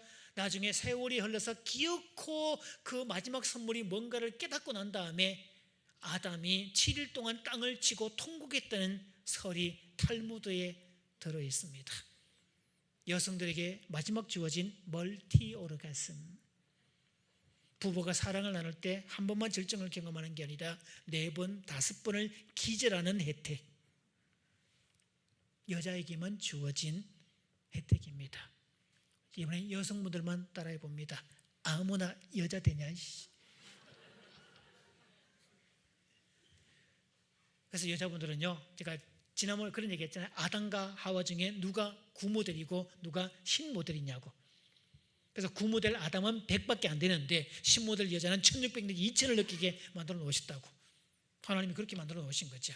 그래서 하나님 주신 선물 중에 선물이 그겁니다. 그래서 신체적 차원의 성이 있고 정서적 차원의 성이 있고 그 다음에 영적 차원의 성까지. 성경을 잘 보면요, 우리가 그리스도와 교회의 관계를 얘기할 때 그리스도는 신부죠. 신랑이죠. 우리는 신부죠. 재림을 얘기할 때 신랑 되신 예수께서 오실 때 신부가 된 교회는 그분을 맞이하는 거죠. 그럼 요한계시록에 보면 그럼 신랑과 신부가 어디로 간대요? 어린 양의 혼인잔치 첫날 밤에 들어간다는 이야기예요. 그러니까 성경은 이렇게 가장 최상의 기쁨, 최상의 행복을 첫날 밤으로 비유를 하고 있어요. 그러니 이것도 가볍게 볼 문제가 아니라는 거죠. 하나님 얼마나 우리에게 선물로 주셨는지를 그렇게 다 연관되어 있다는 거죠. 그래서 몸과 몸의 다름을 엔조이하는 것. 단 하나님은 결혼이란 제도 안에서 이걸 누리게 만들어 놓으셨지 결혼 밖에서 이걸 누리라고 말한 적이 없어요. 단 결혼 안에서는 얼마든지 누려라. 얼마든지 엔조이해라. 그래서 제대로 배워서 제대로 써먹어라. 그러니까 전 세계에서 부부간 성에 대한 불만족이 가장 없는 나라, 성적 만족도가 가장 높은 민족은 유대인들입니다. 왜? 제대로 배우니까. 랍비를 통해서 여자의 신체구조, 남자의 신체구조 다 배우고 다 통로를 제대로 배우니까. 지금 대중집회니까 그런 걸 못하지만 다음에 부부끼리 모이면 정말 제대로 가르치고 제대로 실습하고 제대로 확인할 수 있도록 그런 작업도 할 거예요. 제가 하는 역할이 그겁니다. 그래서 가정사역자지 뭐 누가 하겠어요 그거를. 저쯤 되니까 하는 거지. 자 보시면 마음과 마음의 교류, 정서적 교류라고 합니다. 저 기타 종류 보십시오. 여기도 아까 보니까 제가 일렉 치는 친구도 있고 제가 치는 클래식 기타도 있고 뭐 종류 여러 가지잖아요. 저 기타의 용도 보십시오. 용도가 다 다릅니다. 사람은 먹고 사는 문제, 신체적 욕구가 충족되고 나면 정서적 욕구가 발동되게 돼 있어요. 그래서 우리가 세계사를 배울 때 막 탐사에 들어가 원시인들 탐사에 들어가 보면 옛날 고대로 올라가 보면 막 벽화가 그려져 있고 무슨 음악이 있고 악기가 있고 이런 거 다 드러나잖아요. 어느 문화권을 막론하고 예술이 없는 문화권은 없습니다. 왜? 먹고 사는 문제가 해결되고 나면 그 다음에 즐거움의 욕구가 생성되기 때문이에요. 자, 옆 사람 손잡으시고요. 따라해 봅니다. 어째서 지구에 태어나가지고 그렇게 흔해 빠진 악기 하나 못 다루다가 죽으실랍니까? 무슨 재미로 사십니까? 악기를 못 다루면 악귀에 씌인답니다.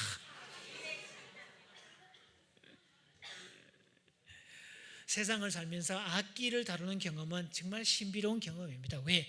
악기를 다루면서 정서적 부분을, 마음에 살찌는 부분들을 할 수 있다는 거죠. 그래서 육무하셔야 돼요, 여러분. 제가 오른쪽에 보시면 리우트라는 악기입니다. 그럼 성경에 보면 하나님을 가장 많이 찬송하고 많은 시를 지었던 인물은 누굴까요? 다윗이잖아요. 다윗이 뭘? 수금을 연주했다고. 그 수금이라고 연주된 그 개념은 요즘 말로 하면 수금 하프 개념이 아니고 기타입니다. 그러니까 기타의 전신에 리우트라는 악기가 있는데요. 기타 몸통과 비슷하고 그래서 목동이 무슨 놈의 하프를 들고 다닐 거예요. 악기를 휴대할 수가 없는데 휴대가 가능해야 산으로 들러 다닐 거 아니에요. 그러니까 기타였을 가능성이 다분히 높죠. 다윗이 썼던 악기는 기타였더라. 그래서 기타를 갖고 다니면서 하나님을 찬송하고 수시로 이렇게 높이고 그런 작업을 했다는 얘기를 알 수가 있죠. 그래서 악기는 그런 용도로 쓰는 겁니다. 지금부터라도 꼭 배우십시오. 그래서 하여튼 이 안산 시내에서 악기에 소질이 있고 악기에 재능이 있는 사람들은 죄다 이 교회로 모이는 역사가 생기기를. 그렇죠? 그래서 교회의 수준과 음악의 수준은 정비례하잖아요, 여러분. 찬양팀 수준 좋죠? 여러분이 대답을 세게 안 하시면 나중에 원망 들을 가능성이 높습니다. 어때요? 찬양팀들 수준 정말 좋죠? 잘하죠? 그래서 마음과 마음을 다루는 건데, 자, 정서적 교류라고 합니다. 그래서 정서적으로도 배가 불러야 된다는 이야기. 제가 2010년도에 인도네시아 선교사들 세미나를 간 적이 있습니다. 연천에 3박 4일 과정인데 2박 3일 동안 가족에 대한 주제를 다루자. 그 중에 사모님 두 분이 앙숙인 두 분이 있었어요. 하여튼 희한한 거는 목회자분들이 삐치면 예수님이 재림할 때까지 화해가 안 돼. 크리스찬들이 삐치면 그래. 하여튼 이제 세상 사람들은 삐치면 그 다른 주님을 찾아가 가지고 화해를 하는데 말이죠. 작은 주님을 묵상하든지. 제가 오죽하면 그런 농담을 했을까요? 크리스천들도 소주 2잔까지만 먹게 하는 법을 총회에서 만들어주면 좋겠다. 왜요? 가서 뭐 하라고, 얘기를 꺼내고 화해하라고. 그런데 이놈의 크리스천들 한번 삐치면 주님 재림할 때까지도 화해가 안 돼. 선교사로 부름을 받고 사역지에 와 있는데도 두 사람이 만나면 화해가 안 돼요. 그래서 이 담당자가 동기 목사님 막 미치겠다 해야죠. 불 따로 불러서 권면도 하고 달래기도 하고 위로 영도 보내주고 선물도 주고 온갖 회유책을 다 써도 하여튼 둘이 만났다 그러면 앙숙이 되고 뒤집어지고 난리가 나는 거죠. 이렇게. 그래서 이제 와서 들어봤더니 가정사역자 되었다 그러고 힐링 전문가 뭐 치유 전문가 이런 얘기도 하니 혹시 이런 경우도 가능하냐? 가능하다 하자. 그래서 연초에 2박 3일을 하기로 했잖아요. 그러니까 제가 했던 작업들이 2박 3일 동안 실컷 웃고 떠들고 말하게 하고 동요 부르고. 제가 그랬습니다. 여러분이 선교사로 오셨으니까 영성에 관한 한 저는 여러분의 그 영성의 수준에 도달 못합니다. 감히 선교사의 영성과 일반 목회자 영성이 어떻게 다를 수 있겠냐고. 더구나 저는 일반 목회자도 아니고 가정사역자 쪽이니까 좀 더 다르지. 그런 점에서는 제가 여러분에게 배워야 될 부분입니다. 그러나 정서적으로 배가 고픈 여러분들일 거라고, 정서적으로 고갈됐을 거라고, 정서적으로 배가 고플 거라고. 제가 하는 역할은 정서적으로 배가 부를 수 있도록 노래 한 곡 더 하고 한 번 더 웃게 만들어주고 얘기하게 만들어주고 그런 분위기를 만들어주는 게 내가 할 역할이고, 영성은 여러분이 책임지시라고. 그러니까 저하고 얘기하면서 제가 이런 농담도 했어요. 앞으로 저하고 있는 이틀 동안은 찬송가 금지입니다. 이렇게 농담까지 했던 자기들이 웃고 막 그랬어야지. 그러면서 기타를 꺼내들고 이제 노래를 같이 불렀잖아요.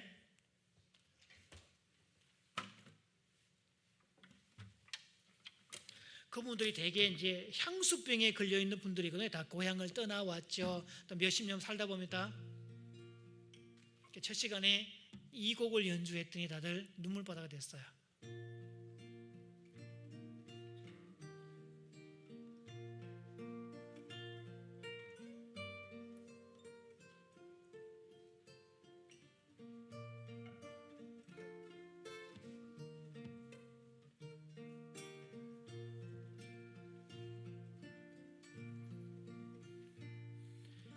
이 곡을 연주하는 동안에 한 사람이 울기 시작했더니 다 촛불 번지도 쭉 불려 나중에 통곡처럼 다들 그렇게 간 상황들이 됐고, 결정적으로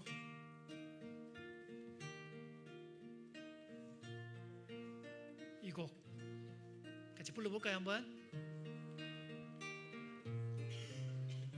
엄마가 성그들의 굴 따러 가며 아기는 혼자 남아 집을 보다가 바다가 들려주는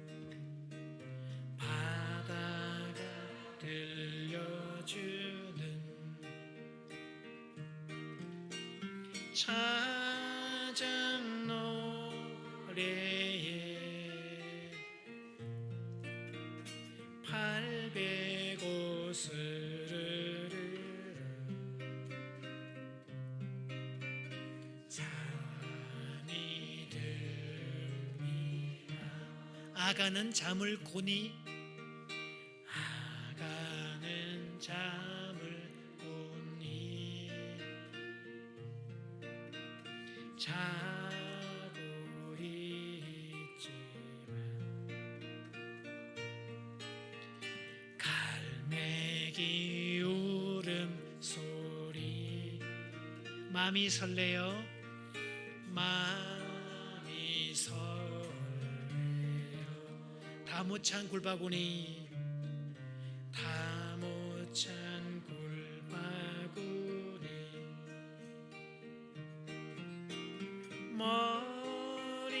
머리에 이고 엄마는 모래길을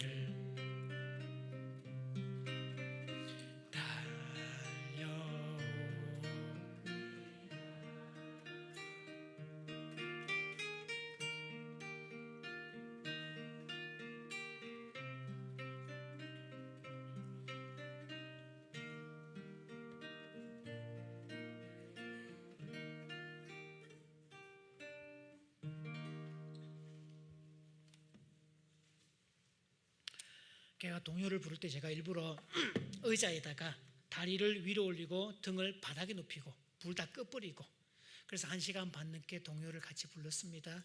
마치고 불을 켰더니 전부 다 눈물 바다돼 있고 전부 다 우리가 난리가 났고 그런데 그날 밤에 이제 선교사님들이니까 돈이 많지 않잖아요, 그죠? 방을 각 방으로 안 주고 큰 방을 골라서 여러 명이 같이 자고 여기는 남자 선교사님, 여기는 여자 선교사님 분리해서 잠을 자는데 한쪽에서 누군가가 잠자리에 누워서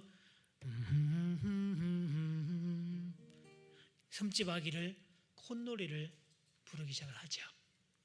그랬더니 그 옆에 있던 다른 사모님이 거기다 화음을 넣어가면서 또 콧노래를 같이 불러줍니다. 그래가지고 끝까지 노래를 불렀는데 이 사람은요, 여기는 누가 노래를 부르지 자기도 모르게 반사적으로 화음을 맞춰주었고 여기는 누가 나한테 화음을 맞춰주었지 라고 고개를 싹 돌려서 눈을 딱 마주치는 순간 그 인간이네. 전에 같으면 몸을 휙 돌려서 찬바람이 쌩 불었을 건데 1시간 반 동안 노래 불렀죠. 이미 마음이 지금 밥을 먹었잖아요, 여러분. 온갖 노래, 그날 동요를 1시간 반 넘게 부르면서 자기들이 놀라는 게 세상에 이렇게 많은 동요가 있었냐? 그러면서 온갖 노래를 다 불렀지 이렇게. 그러면서 이제 둘이서 노래를 딱 맞아주는 순간 전에처럼 딱 튕겨나갔던 게 아니다. 그 중에 나이가 많은 사모님이 익스큐즈를 하죠. 내가 참 나이 살이나 더 먹은 사람이 내가 참 많이 미안했네, 내가 많이 부족했네 그러면서 사과를 먼저 하면서 손을 내밉니다. 그랬더니 젊은 사모님이 아니 사실은 제가 싸가지 없게 굴었던 것도 맞아요, 제가 못되게 그런 거 맞아요, 인정해요 그러면서 피차가 화해 모드가 일어나가지고 야간 부흥의 모드로 그 다음날 집회할 때 두 사람이 집회 장소에 세미나 장소에 손을 잡고 입장을 합니다. 먼저 와 있던 사람들이 전부 다 그 관계를 알고 있던 사람들이었는데 사실은 그게 두 사람이 뭔가 사이가 나빠서 틀어진 게 아니라 지금 마음이 배가 고픈 그 때문에 생긴 일이었어요. 그래서 그분들에게 필요한 것은 마음이 밥 먹는 일. 저도 8월 달에 캄보디아 다녀왔는데요. 그 인도 차이나 반도 지역의 선교사님을 위한 부부학교, 부부세미나 부산 수영로교회에서 주관을 하고 저는 강사로 가서 같이 섬기고 이렇게 왔습니다. 얘 들고 갔습니다. 그래서 쉬는 타임 있을 때마다 연주곡 들려주고 동요 들려주고 아는 곡 들려주고 그게 사람들 나중에 피드백을 들어봤더니요, 이 소리 들을 때 그렇게 행복했대요. 자기도 모르게. 왜? 마음이 뭐 하는 시간이다? 밥을 먹는 시간이다. 그래서 사람은 외적으로 아무리 풍요로워도 정서적으로 정신적으로 이렇게 마음이 배가 불러야 돼요. 그래서 문학이 필요하고 시가 필요하고 예술이 필요하고 그런 것들이 다 거기에 들어가죠. 저희 딸 둘은요, 아들 딸 둘인데 아이들이 저 위키드에 완전히 애들이 그냥 푹 빠져버렸습니다. 저 공연을 한 5-6번 봤습니다. 제가 그랬습니다. 야, 본 걸 뭐 또 보냐? 라고 했더니 갈 때마다 감동이 다르대요. 심지어는 CD를 사와서 모든 곡을 다 알고 있고 다 따라 부르고 다 기억하고 있는데 또 가서 또 느낌을 그러면서 막 그 무대 위에서 막 퍼포먼스를 보여줄 때 그 느끼는 그 전율, 뭐 온몸을 타고 흐르는 그 전율, 그걸 느끼려고 그 비싼 돈 내고 갑니다.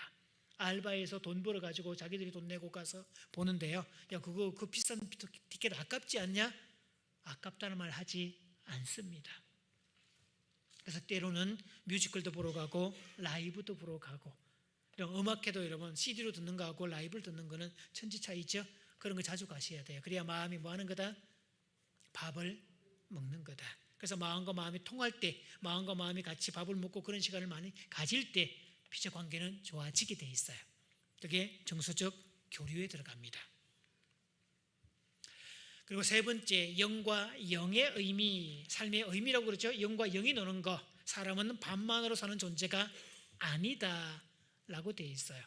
빅터 프랭클이라는 사람입니다. 아우슈비츠에 갇혀서 독일에 잡혀서 유대인 들리면서 인종 청소를 당할 때 옆에서 죽어가는 수많은 사람들을 지켜보았던 사람이었고 마지막에 살아남았던 사람.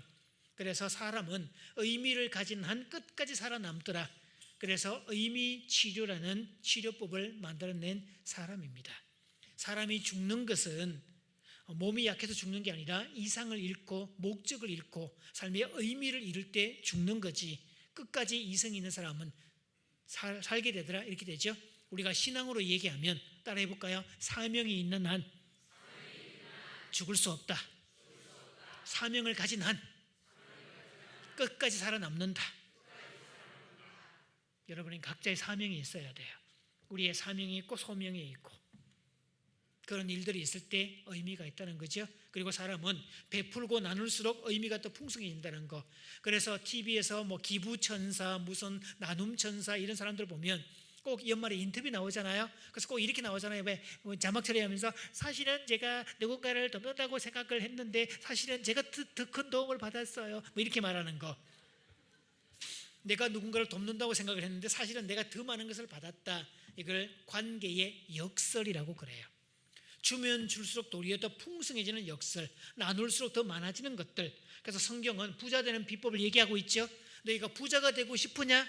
그러면 나누어 주어라. 나누어 주고 베풀어 주어라. 그럼 하나님은 도로 너희한테 흔들어 차고 넘치도록 도로 안겨주리라. 도로 안겨주리라. 이렇게 돼 있어요. 그래서 과도하게 움켜쥐는 것도 그다지 행복한 일도 아닙니다. 그래서 크리스천은 나누기 위해서 재물도 가지고 가는 거지. 그래서 이 지역에서 가장 나눔을 잘하는 사람들은 산중원 교회 교인들이기 바랍니다. 저 교회 사람들 어쩜 저렇게 잘 나누는지 몰라, 어쩜 저렇게 잘 봉사하는지 몰라, 저 사람들 왜 이렇게 밝을까? 이런 소문이 주변에 막 나야 돼요. 지난번에 얘기했잖아요, 여러분. 이 교회 사람들의 행복의 비법을 제발 좀 알려달라고.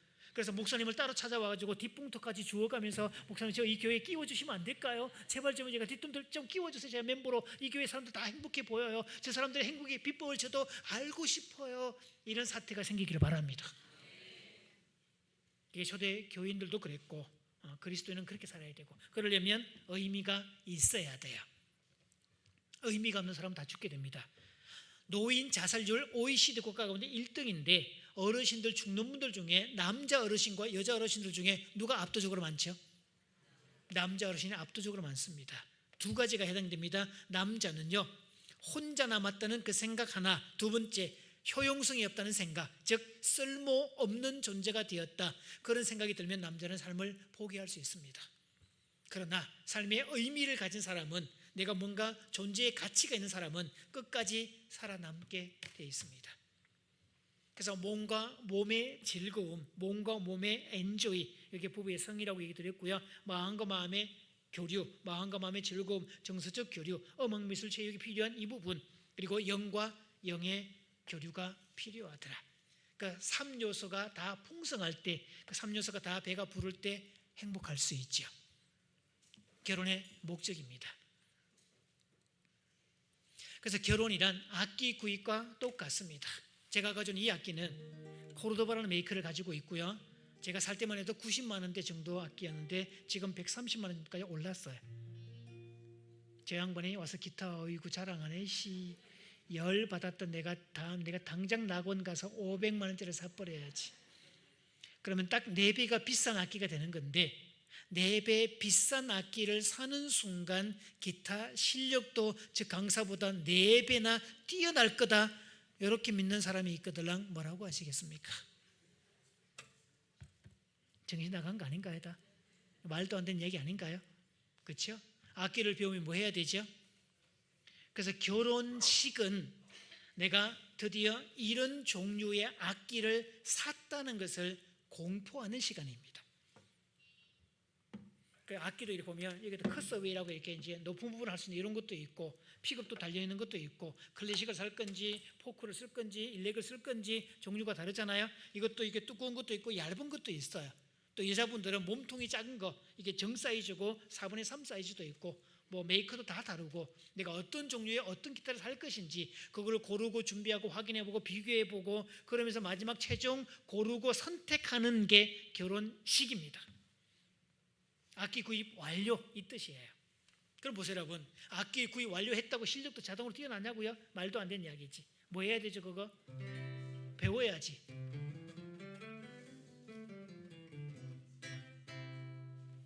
잠깐만요.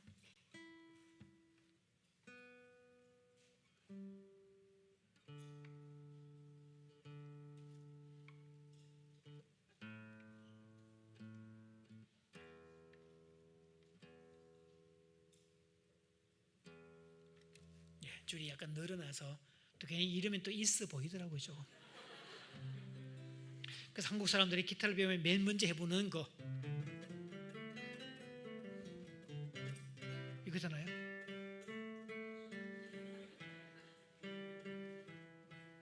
그렇죠? 이것도 연주곡이 되면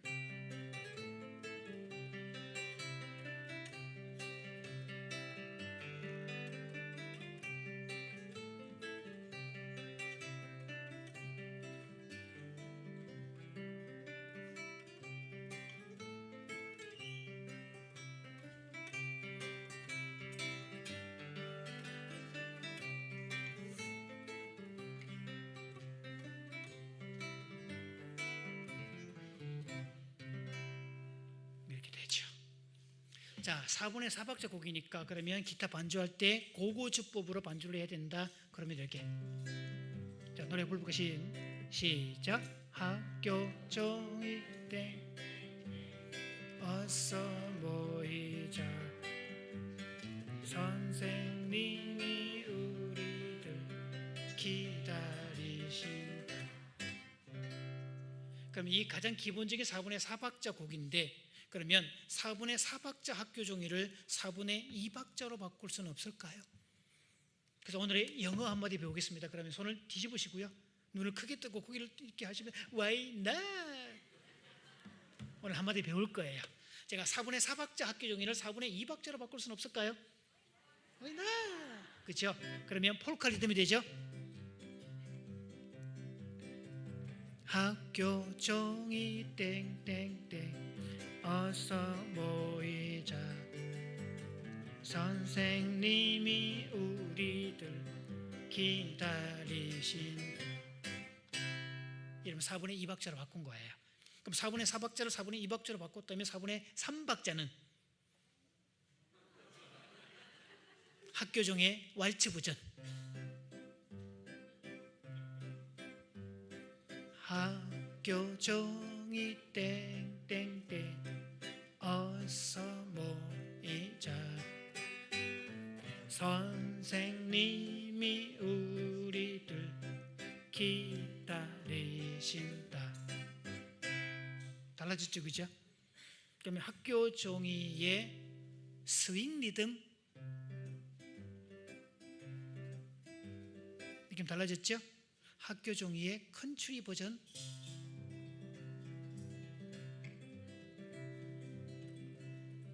이런 걸 하겠더니 어느 단체에 갔더니요 갑자기 강사님 죄송하지만 학교 종이로 뽕짝도 가능합니까?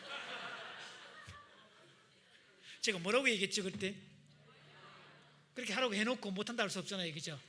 순간적으로 당황을 했지만 뽕짝 버전 뭐 가능하겠죠, 그죠? 한번 해봅시다. 그래서 제가 뽕짝이 되려면 메이저가 단조로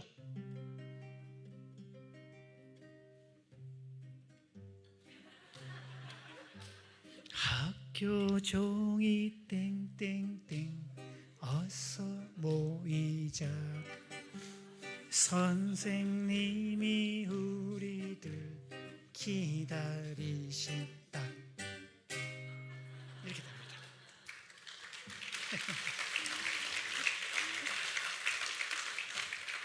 자, 여러분은 지금 학교 종이의 뽕짝 버전을 들으셨습니다. 자, 교회 음악 중에 제일 안 되는 게 이게인데요. 컨트리 리듬인데 반주자들이 가장 안 되는 게 요 리듬이에요. 근데 가장 사실은 신나는 것도 요 리듬인데 리듬을 바꿀 필요가 있죠. 자, 저 찬송 보시면요. 또 교회에서 많이 부르는 곡이잖아요, 요즘에, 그죠?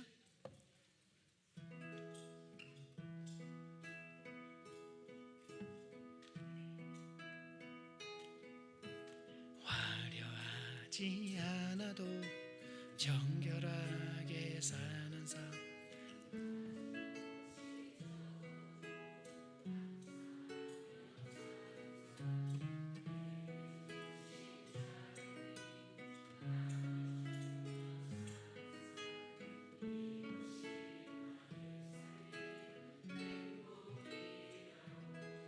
자, 슬로우 곡으로 불렀고요. 이제 컨트리로 부를 거예요. 리듬 타시면서 음악 받는 짓을 하고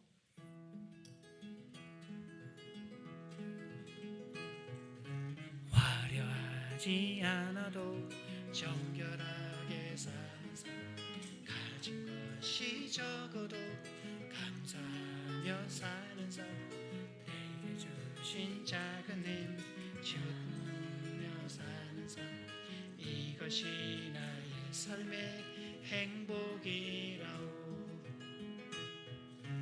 눈물 날 일 많지만 기도할 수 있는 것, 억울한 일 많으나 주를 위해 참는 것, 비록 작은 삶 주 뜻대로 사는 것, 이것이 나의 삶의 행복이라오. 이것이 행복이라오. 세상은 알 수 없는 하나님 선물, 이것이 행복이라오. 하나님의 자녀로 살아가는 것, 이것이 행복이라오. 이렇게 바꿔서 불렀어요. 느낌 달라졌죠, 그죠? 그래서 이것도 마음을 고쳐 먹으면 행복한 것처럼 리듬도 바꾸면 다른 느낌의 리듬이 됩니다.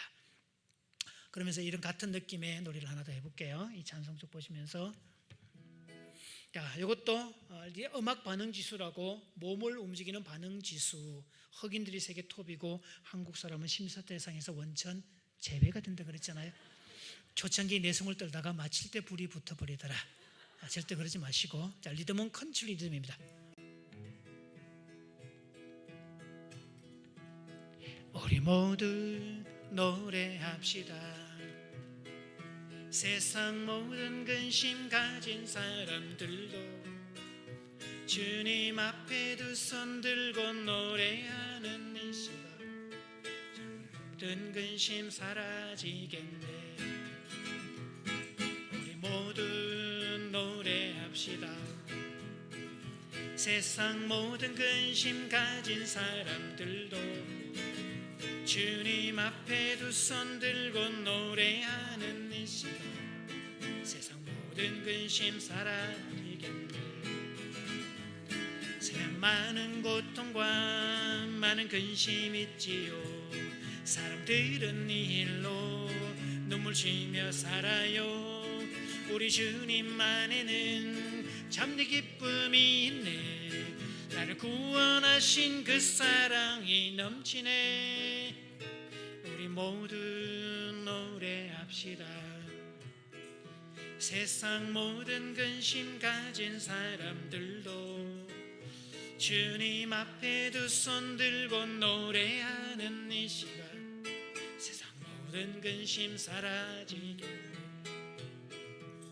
세상 모든 근심 사라지겠네. 세상 모든 아픔 사라지겠네. 세상 모든 절망, 세상 모든 절망 사라지겠네.